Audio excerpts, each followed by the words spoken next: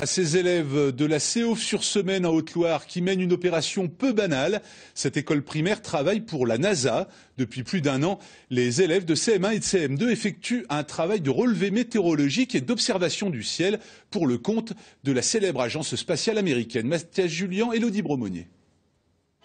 Dans cette classe, on aime bien avoir la tête dans les nuages.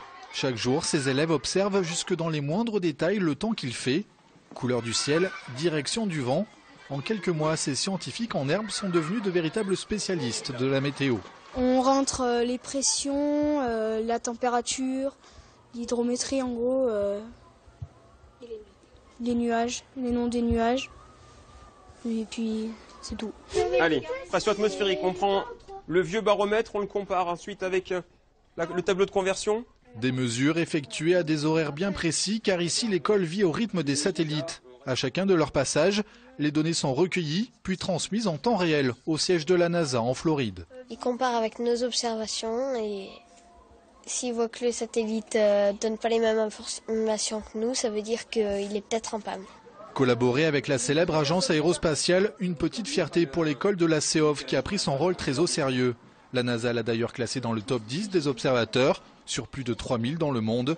Mais au-delà de ce côté ludique, l'intérêt est d'abord pédagogique pour les élèves. C'est vrai qu'on voit tout de suite l'idée des sciences, mais on travaille énormément aussi en mathématiques, création de graphiques, utilisation des pourcentages.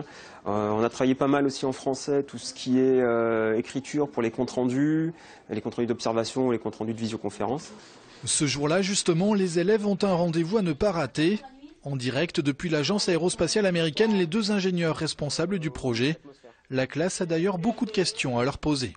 Nous avons remarqué que les satellites que nous suivons passaient aussi la nuit. Est-ce qu'ils prennent les mêmes mesures que le jour?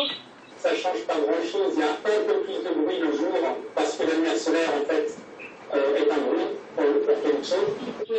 Cette collaboration avec la NASA devrait se poursuivre encore l'année prochaine. Et pour cause, les satellites ne sont pas prêts de s'arrêter de tourner.